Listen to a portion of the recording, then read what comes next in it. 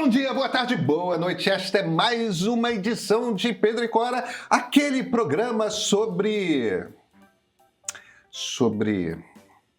um paralelepípedozinho assim, preto, reluzente de metal e vidro, que fica assim, vou te hipnotizar, vou...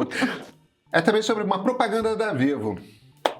Pedro e Cora, como vocês sabem, toda terça-feira, toda quinta-feira no YouTube do Meio, na sua plataforma favorita de podcast. Eu sou Pedro Doria, ao meu lado está minha querida amiga Cora Ronen. Você viu a última propaganda da Vivo, Cora? Pois é, menino. Eu preciso te falar sobre ela. Vocês já ouviram falar de uma empresa de telefonia que fala contra telefones? Muito interessante, né? Bem.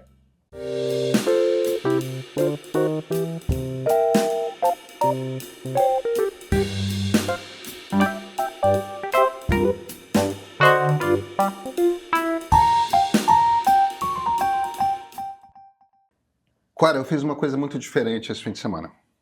Diga. Eu assisti o Fantástico. Nah. Você tem noção de... Eu acho, Cora, que eu não conto em anos o tempo que fazia que eu não assisti o Fantástico. Eu acho que possivelmente eu contava em décadas. E eu não posso dizer a mesma coisa, porque a Bia, minha filha, foi produtora no Fantástico até algum tempo atrás. Ah, bem. Mas desde que ela passou para o Jornal Nacional... Você passou a assistir o Jornal Nacional e não o Fantástico, tá certo? Eu passei a assistir o Jornal Nacional. Eu não assisto mais TV aberta há muito tempo, mas a Lia entrou num clima... Eu acho até divertido, que é, vamos passar um domingo de antigamente. Isso é total. então tudo bem, vamos assistir o Fantástico. Tá? E o programa é muito bem feito. Mas o que mais me Eu chamou não vejo há atenção... bastante tempo. Não, mas o programa é muito bem feito, muito bem feito. Sim, eles sempre foram muito competentes. Né? Claro. Mas, Cora, o que me chamou mais atenção não foi o Fantástico. O que foi? Foi uma propaganda da Vivo no intervalo do Fantástico. E eu vou pedir licença para as pessoas, eu vou partir do princípio de que não existe spoiler em propaganda, pelo amor de Deus. Pelo amor de Deus. Porque eu vou explicar a propaganda. A propaganda é uma moça. E é uma propaganda longa, uma propaganda... A versão que passou no Fantástico, uma versão de 1 hora. É uma propaganda em que o programa está ali numa coisa assim, a moça está acordando e aí tem uma voz masculina e, ei, acorda, você não pensa mais em mim. Aí aparece uma cena, ela está com suas amigas, você dá mais atenção para as suas amigas do que para mim. Aí ela está no trabalho, o seu trabalho é mais importante do que eu. Aí ela aparece sozinha, você não é mais bonita como antes. E aquelas frases vão se juntando, é uma voz masculina, e a coisa que você entende estamos falando de um namorado abusivo, de um marido abusivo, de um parceiro abusivo, de uma situação ali, de uma violência de ordem sexual, né? De uma violência, de um assédio, de um abuso. É uma relação entre um homem e uma mulher, uma relação abusiva em que a mulher é... Uma relação tóxica. Uma relação tóxica. E não é de um homem que ela está falando, é do celular. Muito bom. E é isso, é o problema da autoestima com todos os filtros, aquelas muito mulheres bom. Maravilhosas. É aquela situação toda em que essa máquina está ali, a gente está com nossos amigos na mesa do restaurante, de repente aquela máquina ali tragando a gente. Aí a gente está concentrado no trabalho e de repente aquela máquina, ei, eu tô aqui, vem dar uma olhadinha, né? Aquela coisa toda. E o mais interessante, e eu acho que é aí que abre uma conversa para a gente ter, é que Cora é uma propaganda de uma companhia que vende internet pelo celular, essencialmente. Exatamente. O que eu acho que está acontecendo aqui? Por que interessa a Vivo fazer essa campanha? e eu acho que a Vivo acerta um golaço, tá? O ponto é, me parece que esse debate sobre os celulares e sobre o quanto que, vamos usar a palavra que é a palavra que deve ser usada, o quanto que o smartphone vicia, porque a relação é a mesma, esse debate está começando a esquentar, está começando a ferver a água, e para uma empresa como a Vivo, é evidente que é muito melhor estar no início da conversa, do tipo, eu estou entre os primeiros que chamaram a atenção para esse problema, que nós sabemos que existe. Sim, sim, sim. Do que é para eles, tipo, terem de correr atrás, resolver. Então, se a empresa que fala, olha, não tem uma relação abusiva Precisamos com o falar celular, disso. precisamos conversar sobre isso, eu acho muito inteligente Muito, por parte muito. da comunicação da Vivo. Acho muito inteligente mesmo, acho uma campanha boa, eu fiquei surpreso. Mas olha, eu vou te dizer que não é o único movimento nessa direção, porque desde que a adolescência viralizou, Sério, sim. né? Porque não tem outro nome para esse sucesso que essa série está Claro, fazendo. é uma viralização. E, inclusive, na Inglaterra, você viu que vai ser obrigatório nas escolas, né? Não vi, mas acho interessante. Genial. Eles decidiram que vão passar a série em todas as escolas Muito de bom. segundo grau, é obrigatório. Mas, enfim, esse sucesso, discutindo exatamente o problema das crianças na internet. Na semana que começou esse papo, que todo mundo falou de adolescência, nós inclusive, a Meta, dona do Instagram e do Facebook, está publicando anúncios enormes de página inteira nos jornais impressos, inclusive, porque isso é uma coisa que nem muita gente vê hoje em dia, mas jornais impressos e em TV aberta, Instagram, contas para adolescentes. E eu vou te falar uma coisa, Cora. Eu acho que o que a Meta está fazendo é o contrário do que a Vivo está fazendo. Sim, também acho. Porque o que a Meta está fazendo, na verdade, é encontrando um jeito, porque está crescendo. A Austrália proibiu o uso por adolescentes com até 16 anos de usar rede social. E o ônus de garantir que não tem adolescente é das plataformas. Perfeito. Não é dos pais, não é dos professores, não é de ninguém, é da plataforma. Então, antes que esse troço se espalhe, a Meta está tentando, o que a Meta está fazendo espertamente é te convencer de que pode ser seguro. Então, ela Uma responsabilidade tua. Cria a adicção para os adolescentes e os pais ficam ali satisfeitos, tranquilos. Não, mas é a versão para adolescente. Não, é aquela coisa, quando você vê o que é, porque basicamente o que é? Não pode mexer na conta, ou abrir conta sem autorização dos pais, né? Na verdade, o adolescente pode, mas aí ele tem que mandar um convite para o pai assumir a administração. Porque eles não querem impedir, né, evidentemente. Mas é uma coisa que os pais têm que chegar a um acordo com os filhos.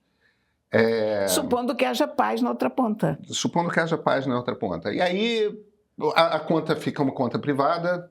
Você só pode trocar mensagem com quem você segue, quem já tem um relacionamento lá na plataforma. Não tem um aviso depois de 60 minutos de uso diário de que você passou de 60 minutos. Quer dizer, tem umas coisinhas ali. Agora, o lance é o seguinte, veja. Meus filhos adolescentes, que não têm 16 anos, têm menos que 16 anos, eles têm Instagram. Meus netos têm. Eu preferia que eles não tivessem. Mas se eu, como pai, tirar Instagram e TikTok deles, que são as redes das quais eles gostam, se eu tirar Instagram e TikTok deles, eu corto os laços deles com os amigos. Não dá para fazer isso. É um problema que ou a sociedade chega à conclusão. Você vê, por exemplo, depois do livro do Jonathan Haidt, o grande psicólogo americano que escreveu aquele livro A Geração Ansiosa, sobre os males dos celulares para adolescentes, para crianças e adolescentes. Depois do Jonathan Haidt, que ele fez um baita trabalho, juntou um bando de números, fez um argumento, que é um argumento aí exposto para debate, mas pôs o argumento dele. Depois do livro, várias escolas começaram a proibir durante a aula o uso de celular, que é espetacular, mas o diabo é o seguinte: se metade dos alunos de uma turma estão usando, você tirar o celular é você excluir o seu filho daquele ambiente que é um ambiente de convivência. Se todos os colegas têm rede social e você tira a rede social, você está tirando o seu filho de uma... que é uma das coisas mais cruéis que um pai pode fazer. Eu vou te dizer que eu passei por uma experiência traumática dessas quando era criança. Eu não podia ver televisão. Pois é, os meus pais não deixavam ver televisão. É o maior trauma de infância que eu tenho, porque eu estava forçosamente excluída de todas as conversas. E a televisão naquela época era uma novidade, como a internet é hoje, todo mundo assistia. Não era mais o caso quando eu era pequeno, mas meus pais... Quando eu era pequena... Minha mãe era comunista, os dois eram meio bicho grilo, era aquela coisa, máquina de fazer doido. Meus pais eram europeus. Que é uma coisa ainda pior do que ser comunista. Muito pior do que ser comunista. Eu ficava arrasada, cara. Por outro lado, talvez... isso tem me jogado na senda dos livros. Disso não posso me queixar de jeito nenhum, porque eu passei a ser viciada em livros desde aquela época. Eu leio ininterruptamente, né? A minha proibição, a partir dos 5, 6 anos, não era mais uma proibição absoluta. Quando a gente morava nos Estados Unidos, eu estava na alfabetização, eu só podia assistir PBS, que é a TV educativa, que é muito melhor do que a TV educativa brasileira, mas... tinha umas coisas divertidas nos outros canais, mas eu não podia assistir. Mas tudo bem, eu gostava de Mr. Rogers, eu gostava de Sesame Street, eu me divertia no PBS. Quando a gente voltou ao Brasil, eu devia ter uns 6 para 7 anos, tinha alguns programas e alguns horários que eu podia assistir. Eu podia assistir Sítio do Pica-Pau Amarelo. Eu não podia assistir Os Trapalhões. Eu não podia ver nada porque não tinha os aparelhos em casa. Não, tudo bem. Quer dizer... tinha algumas coisas que eu podia assistir. Mas, tipo, não poder ver Os Trapalhões, por exemplo, era chegar na segunda-feira e não ter papo. Sim.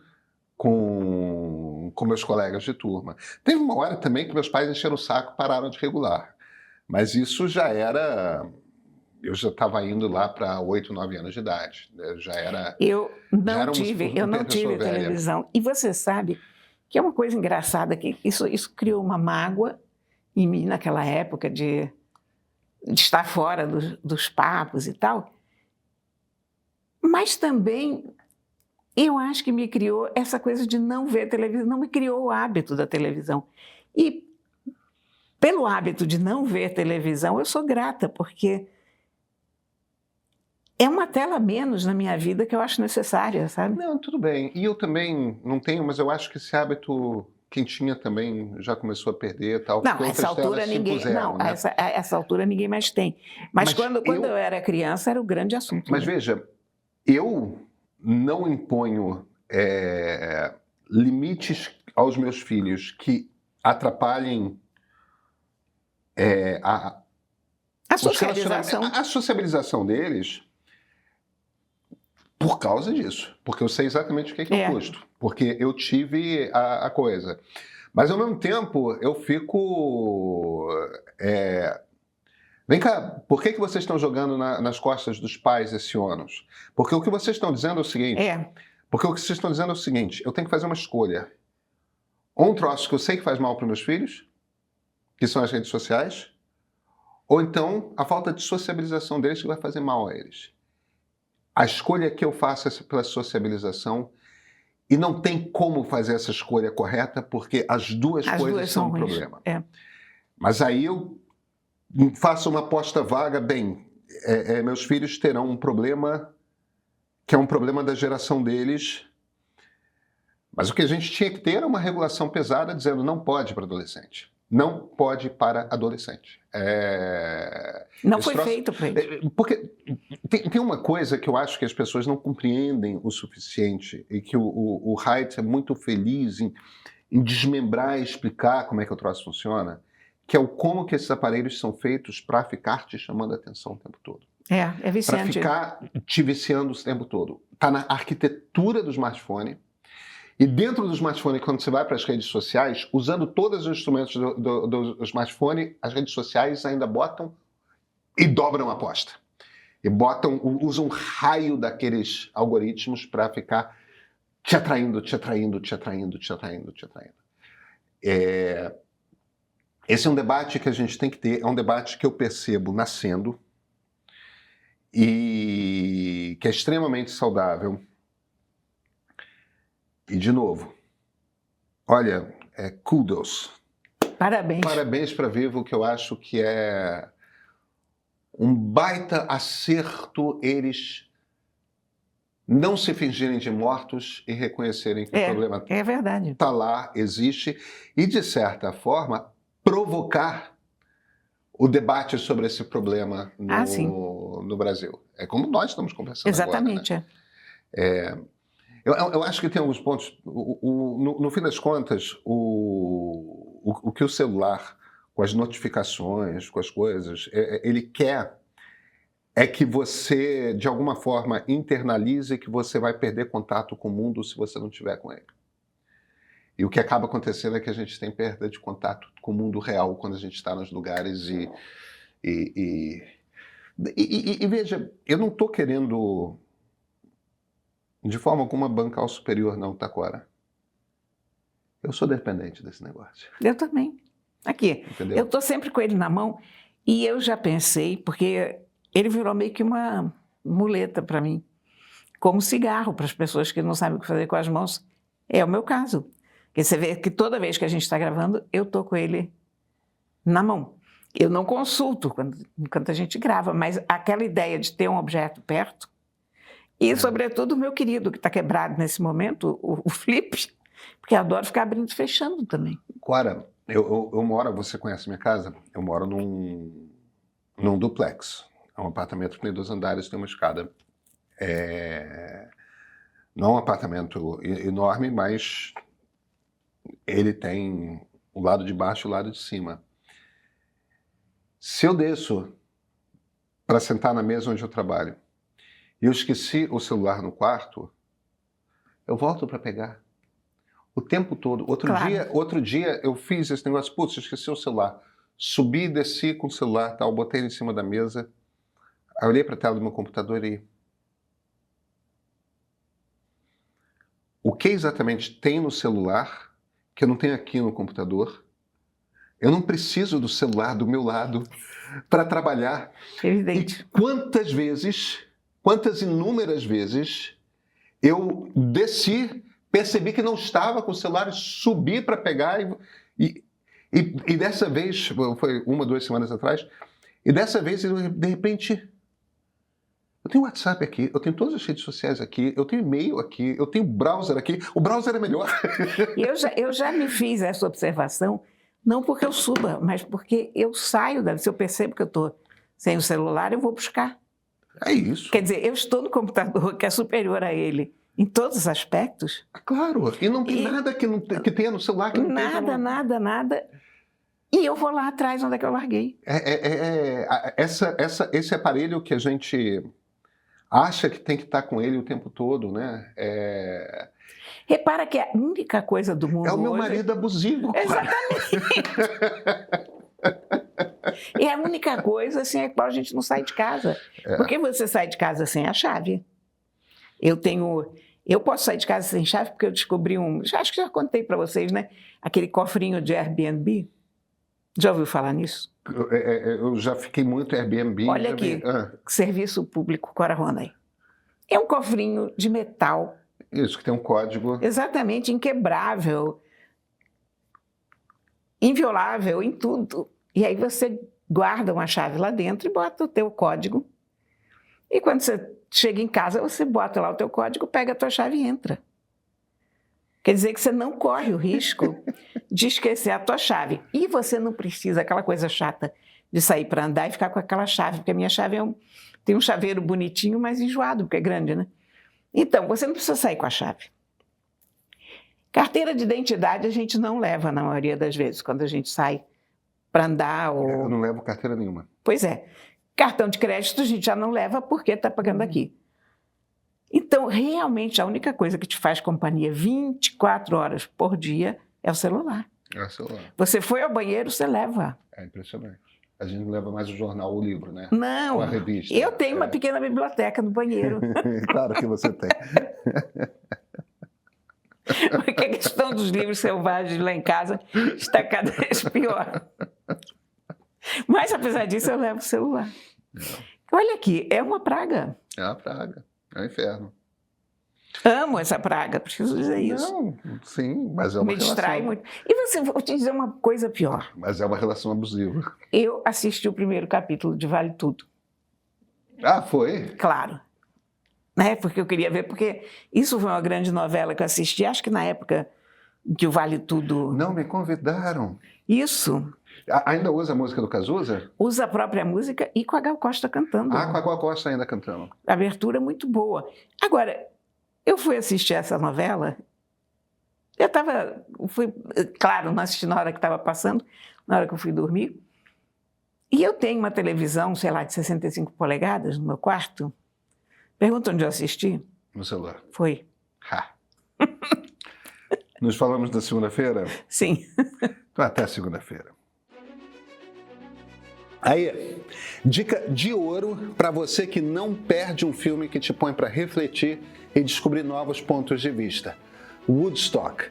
3 dias que definiram uma geração, contados por quem fez esse festival acontecer. Os seus produtores.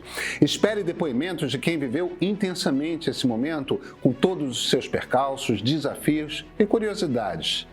É para não piscar o olho.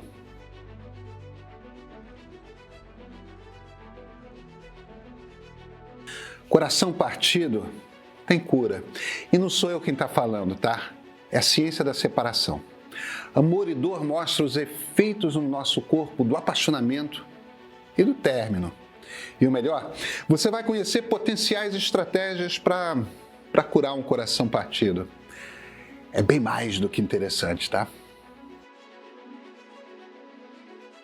O experimento econômico realizado pelo Fed, o Banco Central Americano, por 14 anos, nessa tentativa de revitalizar a economia americana, é o mote de a Era do Dinheiro Fácil. Conhecida como a política de dinheiro fácil, a produção mostra suas consequências amplas e desastrosas, como o aumento da desigualdade social e, claro, a ascensão da extrema-direita.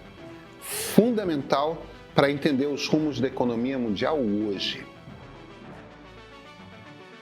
Sabia que a ascensão dos evangélicos no Brasil e no mundo foi impulsionada pela indústria do petróleo e a sua aliança com a direita? Essa é apenas uma das revelações de Evangélicos, da Fé ao Poder. É um documentário obrigatório para mergulhar nessa corrente do cristianismo que forma grande parte do eleitorado no Brasil. Gostou?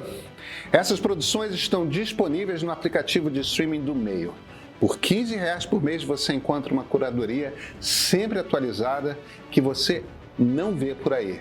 E ó, o cancelamento pode ser feito a qualquer momento e é fácil. Vem para o Meio Premium.